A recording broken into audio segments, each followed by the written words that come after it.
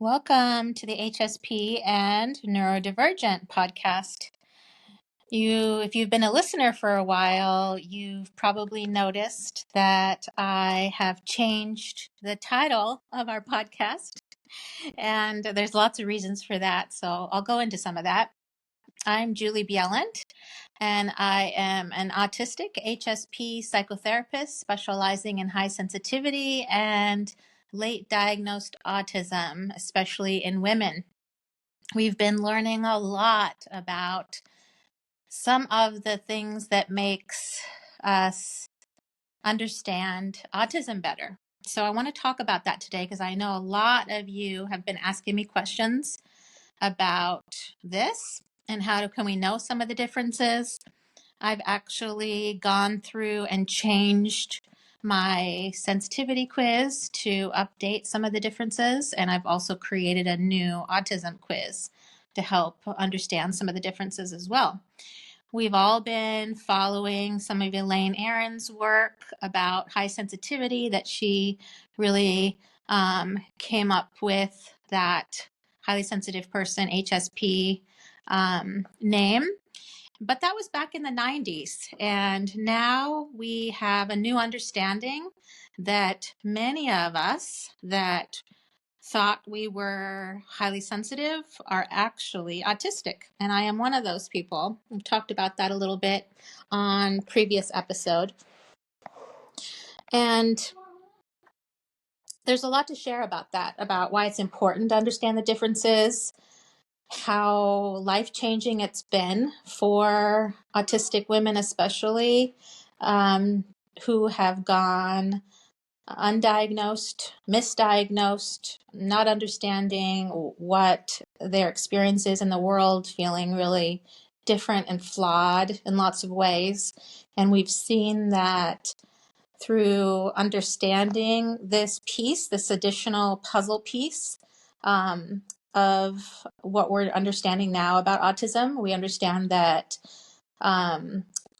previous diagnostic criteria was actually inaccurate, which is why so many women have gone undiagnosed.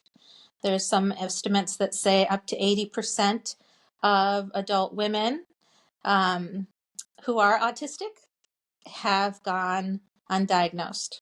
And I want to say misdiagnosed also, because there's just so much to share on this subject. I'm actually creating an autism guide too, and I have lots of information about autism in the sensitive. I've been sharing research and information from the surveys that I've been putting out there, and all of that on my website as well, so that there's lots of information for you to explore. And I really want to concentrate on specifically what we're understanding about autism in highly sensitive women, in fact. So let me go through some of the areas that we are seeing what autism looks like in adult women. And I'm hoping that I kind of consider this just a part of the explanation because we have a lot of information to share on this subject. One of the things that we see in autistic women, there's some specific things that are standing out and that are different than high sensitivity. And I think it's incredibly important for anybody that has sensitivity quizzes out there, including Elaine Aron, and anybody else, that they update that with this new information that we understand about autism. It is a huge spectrum, and oftentimes what we're seeing is a lot of hidden challenges. For example, the challenges that I had in life since childhood were often not noticed by other people. They were internal challenges that I struggled with a lot. And I know that so many of the women that I'm working with, and I'm offering autism assessments for right now to try to fill in the gap of, there's not a lot of practitioners that understand what it looks like in women. And I think it's incredibly important that we help to spread this awareness and information. And what we are seeing when somebody finally does get a diagnosis, that they really feel seen and understood for the first time. And they start to change the feeling of feeling flawed for their differences, and instead start to develop self-compassion and a greater understanding. And it's just been fascinating. So one of the things that we're seeing is since childhood, we've felt different than most people. Some people say they feel like they're an alien, that they're not fitting into a box, that it's difficult to conform. It feels like they're just not quite fitting in.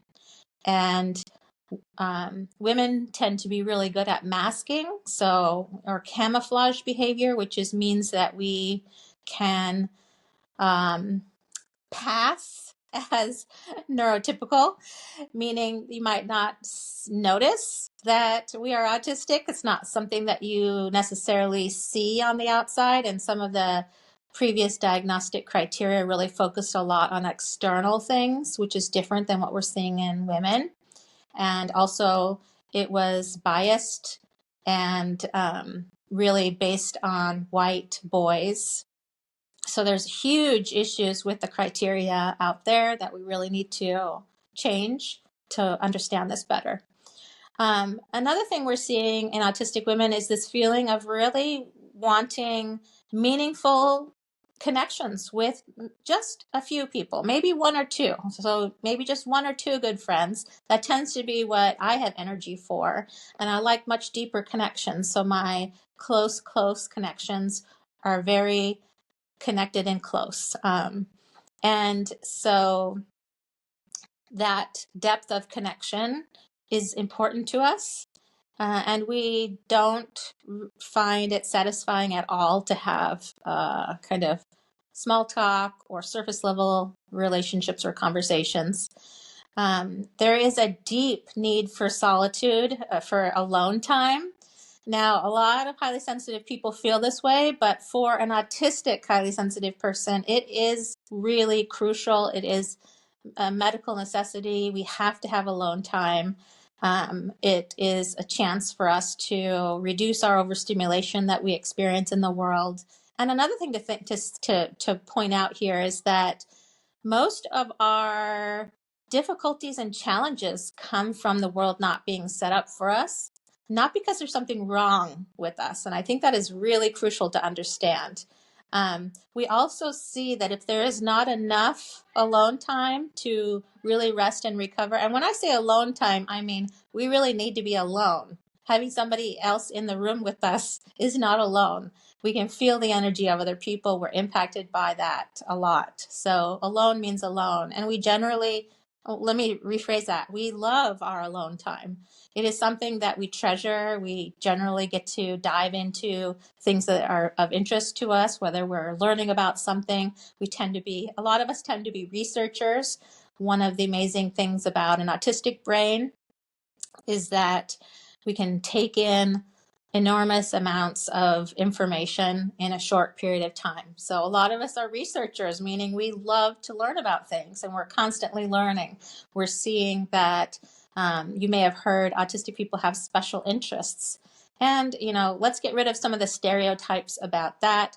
For some people, yes, they may have one particular special interest that they dive into. But what I'm seeing in this population of women is that we tend to have quite a few. We might dive into one area for a period of time. I've seen a lot of autistic women share with me that, maybe they got really into yoga for a while and they were so into it, they got certified and they started teaching it. And then they changed what their interest was. And then they got into something else, maybe nutrition or, so we're seeing that oftentimes these special interests are not necessarily lifetime ones. They are current and can change. But we tend to dive deeper into subjects. We learn more than most people. We know more than most people about those subjects because we just dive in so deeply and learn so much so quickly. And also, without that alone time, we may experience what are called meltdowns. Now, this is something I used to carry a lot of shame about. I used to think, like, how could I possibly be having a meltdown? I am teaching about self-care, so how can I be having a meltdown? Well, that was before I understood about my brain wiring being different. And also want to point out that the neurodiversity model is what I follow, which means that it is not the medical model, which is before, when we used to consider autism to be like a disability or a disorder. In fact, we're not looking at it like that now. We're looking at it as a difference in the population, just like in biodiversity and nature is needed. We need neurodiversity in the human population. And meltdowns can be, kind of resulting from sensory overload, being too busy without enough rest, too many responsibilities, too hectic. And it can be an activation of the fight, flight, freeze response, which can create, bursts of anger, crying, extreme irritability, things like that. And if we are not given the quiet alone time that we need, this can turn into chronic issues. Like it can turn into symptoms of anxiety, depression, illness, burnout, even complete shutdown and withdrawal. And these are all things that every autistic person I've ever known has experienced. And this may have been misunderstood about what was the cause of it, but this is something that we're seeing. As I said before, engaging in superficial small talk and conversations we find very tiring and uninteresting. It's difficult for us to talk about things that are not interesting to us, especially if it's surface level. We prefer to really dive deep into discussions, on subjects that we're interested in. So if you can get us to, if we're in a group of people, we might be seen as somebody that's quiet, especially if it's a group of new people. We tend to be observers first, and often can find it difficult to jump into conversations that are already going, especially conversations that neurotypical people are having, people that are not autistic. Because there's often not that pause that we're looking for. And when two autistic people are talking, it's different than when two neurotypical people are talking. Oftentimes in the neurotypical world, we'll see the person wanting to share their story, their experience, but there's not necessarily an interest on their part to hear your shared experience on that same subject. But with autistic people, oftentimes there is an excitement on both sides. For example, you're sharing something about maybe a place in nature that you went to that you really loved. And then the other autistic person is like, oh, wow, I also love going to the woods and, experiencing those things too. And then you kind of go back and forth and there's this level of excitement going back and forth. And that's often the case. Like when two autistic people are talking, it flows naturally for us. When an autistic person and a neurotypical person or a non-autistic person is talking, there can be the autistic person is often feeling like, where is the space for me to enter that conversation?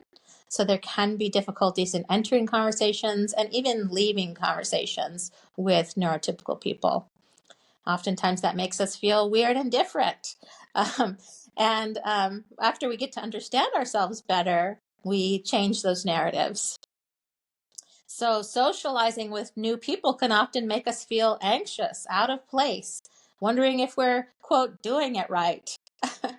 And that comes off a lot of feeling weird, different, like something's wrong with us. We're always having this mental load that we have to carry of, am I doing this right? Now that comes from our childhood of being told from the very beginning that how we are doing it naturally is somehow not right. So that we need to change how we're doing things. And it is in the changing how we're doing things so that we are moving away from our authentic self that becomes a problem. In fact, masking tends to lead to mental health challenges and issues because, well, it makes sense. If we are not accepted for who we are in the world and we're trying to be somebody we're not to please other people, that's not going to make us happy. In fact, we see really high rates of anxiety, depression, and suicidal ideation in autistic people because of this very reason, the lack of acceptance and understanding of ourselves for exactly who we are.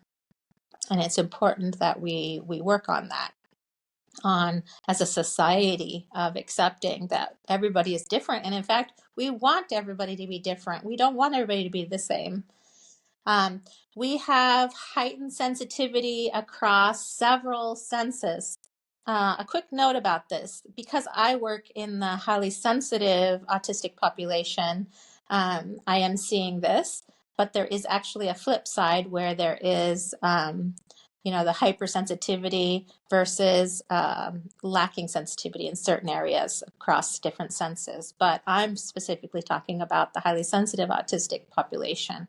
So we're seeing that this, in somebody that is autistic, that you have a heightened sensitivity across multiple senses, and it's pretty intense. So it's not just like, oh, I have a little bit of sound sensitivity. For me, it's incredibly a lot of sound sensitivity.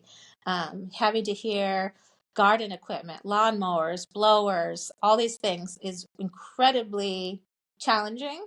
Living in a suburban area, there is so much noise, and that noise creates sensory overload. And also things like overlapping conversations or overlapping noises. Like if somebody's watching TV and trying to have a conversation with me while the TV's on, I can't do that. I can't concentrate on that conversation. This is common in people who are autistic. It's really been fascinating to do assessments with women to see all the different sensitivities that we might have, whether it's sight, sound, motion, taste, touch, textiles.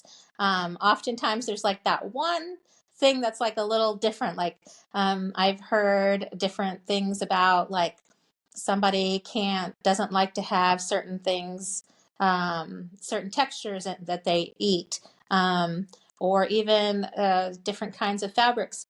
Oftentimes we tend to be quite sensitive to fabrics, to tags, to things like that, where it becomes a problem so much so that it's difficult to concentrate. So it's important for us to be comfortable. And these kinds of heightened sensitivities, they're more heightened than somebody that's highly sensitive without autism, and across the board. So it's heightened, more of a challenge, and more senses are affected. Like when I do assessments, currently as I'm recording this, my assessments consist of 4 sessions. So it is a chance for me to dive deep into their internal world, because that's often where we're exploring most of these things, are internal things that we're experiencing that maybe are not visible on the outside. One of the things that has shown up a lot is, what I found very fascinating is that we do have repetitive movements. But most adult women that I've been assessing and talking to oftentimes are not even aware that they're doing those repetitive movements. Oftentimes they may have been things that they did in their childhood that they were told not to do. But I've had assessments with women that say, no, I don't have any repetitive movements, but I'm actually watching them have the repetitive movement. For example, constantly doing something with their hair, whether it's fluffing up their hair or twirling their hair, or maybe picking their skin or playing with it. Like I do a lot of finger movements where I'm kind of playing with my fingers and fingernails. It can show up in a lot of different ways. And oftentimes, like, I didn't even realize I was doing some of those things either until I started kind of diving into some of this stuff. And we encourage fidget tools. I have a fidget tool that I really love. It's on my product recommendations page, which I'll link to in the show notes. We encourage fidget tools because the repetitive movements have a purpose. They are soothing, calming. They also help us with when we're feeling overwhelmed, overloaded. They help us with focus. And the one that I really love is silent, which is wonderful that it doesn't make noise. So you can use it at all times and it doesn't disturb other people. So we encourage people to do these repetitive movements and maybe channel them into fidget tools. If, for example, I've seen some women are picking at their skin or something, so that's not as healthy. So you can kind of channel that into something that's healthier. Eye contact can feel really overwhelming for us. It kind of feels like this excessive vulnerability or an intrusion. It's almost like seeing into each other's souls. A lot of women talk about that it's difficult to maintain eye contact when they're trying to explain something or have a focused conversation, because it's so distracting to look into somebody's soul when you're trying to talk to them. Many of us have been taught, trained, socialized, conditioned to do eye contact, but it actually might not be something that's natural for us. We really crave alone time more than most, and it is a chance for us to really dive down into our favorite interests, and we encourage that.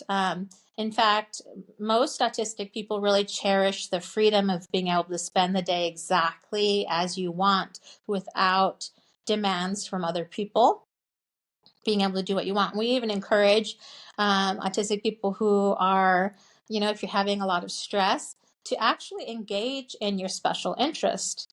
Like my current special interests are, I moved to living on this lagoon, and there are so many water birds and fish that I'm discovering, and I am just absolutely loving learning about all of these things. And also understanding autism. This has definitely become a special interest of mine, and now I want to share what I've been learning. A lot of us prefer written, writing something when we have maybe an important thing that we need to communicate or something that's emotional. Sometimes that gives us time for processing, selecting our words, thinking through what we want to say. This is not necessarily the same for everybody, but we see this a lot. And then also things like social or work gatherings can be particularly draining, especially if it's with unfamiliar people. And a lot of us want to avoid them altogether.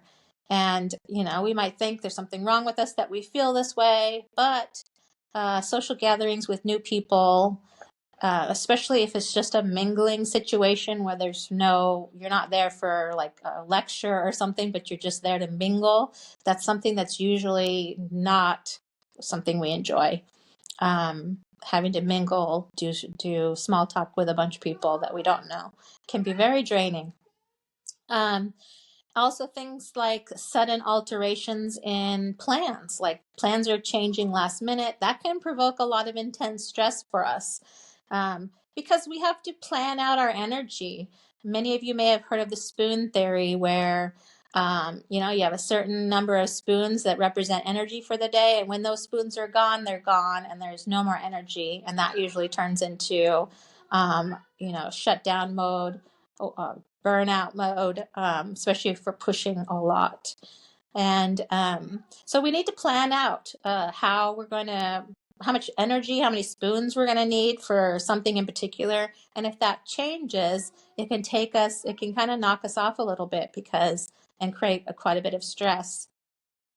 I've also seen that we tend to be really honest. It is very difficult for us to lie. We don't understand so much why about lying. Like if somebody else is lying, it's hard for us to lie. We tend to be honest and direct. If we are allowed to be our just natural selves in the world, we tend to be pretty blunt and honest. I happen to love that. I really love talking with and working with autistic people because I just love that kind of style of communication. There's no sugarcoating. You just get direct information. We tend to really value direct and clear information. So, if it was up to us and we're in an office environment, we would just want to express clear, direct communication. But oftentimes in the neurotypical world, there's an expectation that you have to talk for a while first, a bunch of small talk first, and then get into the information. So there are differences to how we would prefer to share information. We also tend to experience emotions intensely. that and managing these can be challenging, especially when we're fatigued, we're not well, we're overtaxed. It can be very difficult. We tend to have more activation in the amygdala, the fight, flight, freeze response. And most autistic people who have gone undiagnosed have experienced burnout. And because they've been pushing themselves in a world that doesn't understand them, doesn't allow them to be themselves in the world, and is not set up for their needs. There is so much to say about that, about how can we set up, situations that would be more ideal for us. And I'll definitely be getting into this. I've also shared lots of blog posts on the HSP blog about this, and our podcast. And also I've created so many resources, as I was saying, that you can explore. Lots of information about all of that.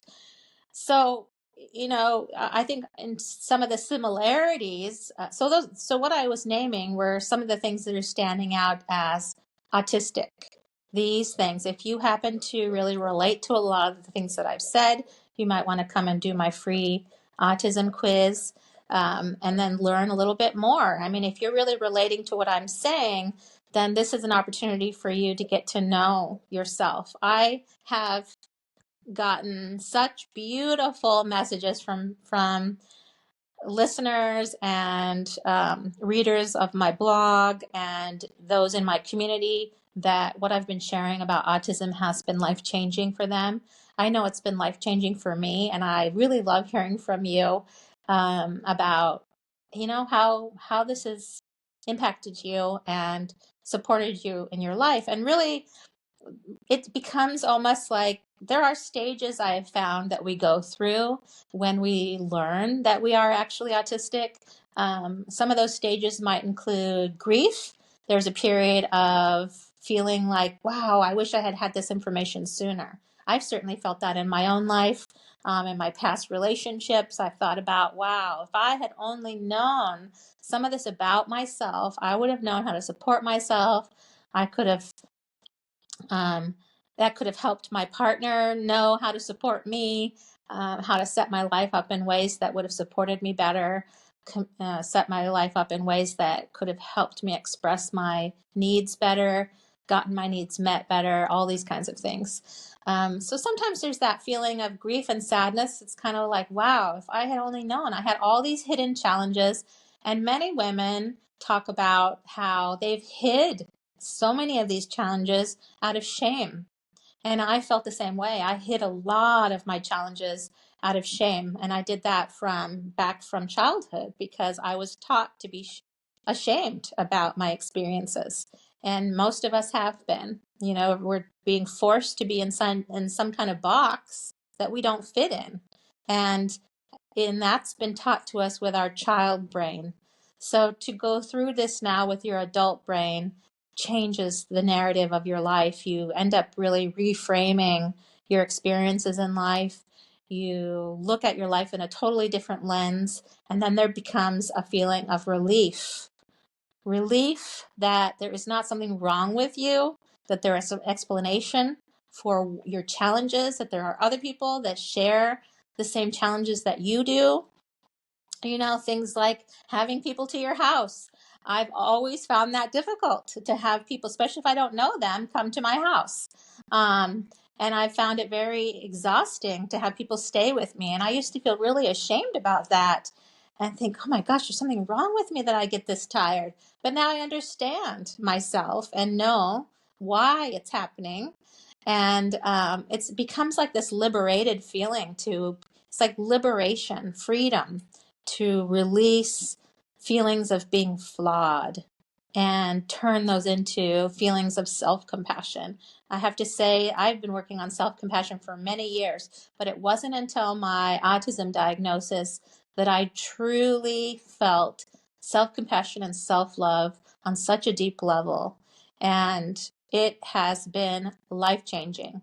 I've also learned more about the areas that I mask, and I've kind of loved unmasking and being myself in the world. I don't have to smile and talk to every single person that passes me on the street, for example, because that's giving up my spoons. I kind of love knowing that it's okay to stay in my internal world when, even when I'm out in the world, I can do that. And that preserves my energy, my spoons, that I can be more myself in the world without that feeling of, feeling flawed. It's really incredibly life changing. There's old stereotypes that told us that autistic people are not empathetic. That could not be farther from the truth. We know that is not true. We see incredible empathy in autistic people. And, sometimes we might show things differently or not what someone is expecting, but that doesn't mean that we don't feel it. So there's a lot to say about that. And I hope you found this helpful. I really have a lot of things that I want to share on this subject, but in order to kind of do this in bite-sized pieces, I think mostly that's what I'm going to share today on this episode.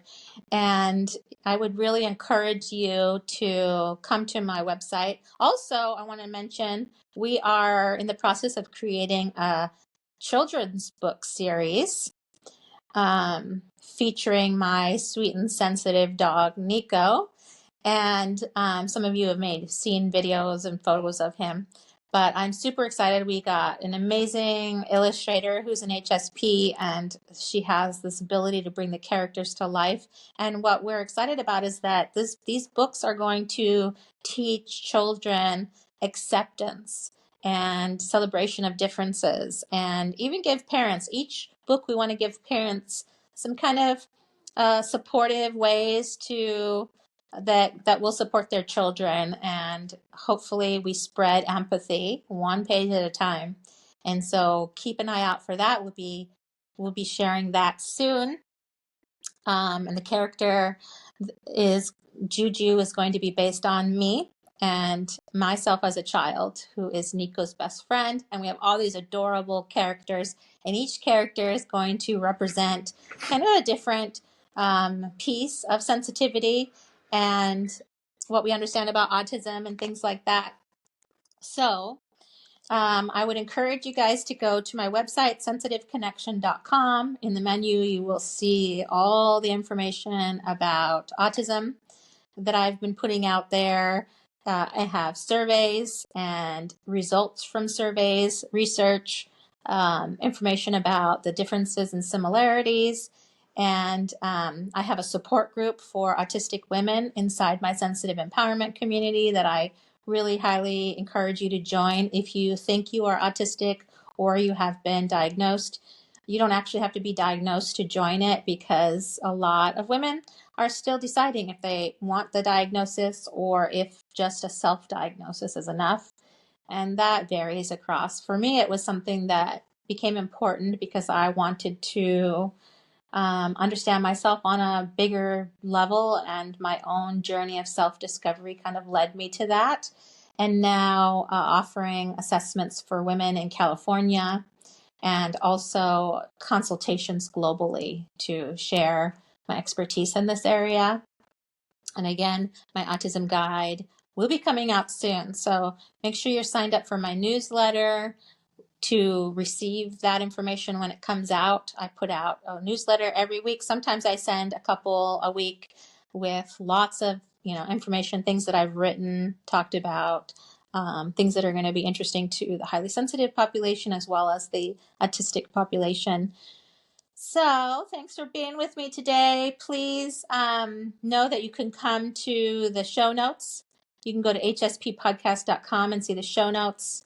And I'll be putting links to some of my favorite products for the sensitive, things that I use. I put on my products recommendations page. And if you have not visited my website, you're going to be, you could spend a lot of time on my website. There is so much information. So definitely recommend you come. And my sensitive empowerment community is just an incredible place to be. And we really love being surrounded by kind-hearted, sensitive people. And it's just been, I'm there every day. And I do live events there. We do weekly events. We have a lot of wonderful conversations together. It's private. It's not on social media. And that's intentional because we wanted a really private space that, is not overwhelming. So it's very peaceful there and has a vibe of like a loving family. That's what we are. So really encourage you to come join my sensitive empowerment community, explore some of the resources I've mentioned, and I would love to hear from you. Did you find this episode helpful? What came up for you? What do you want to know more about? You can make comments on episodes, explore all my episodes as well. Visit sensitiveconnection.com to find everything. Sending out lots of love to you all. And I'm super excited to hear from you on this episode. Did you find it helpful? Did it answer some of your questions? Do you still have more questions? What do you want me to talk about and share? I would love to hear from you. Take care, everybody. Sending out lots of love. Bye-bye.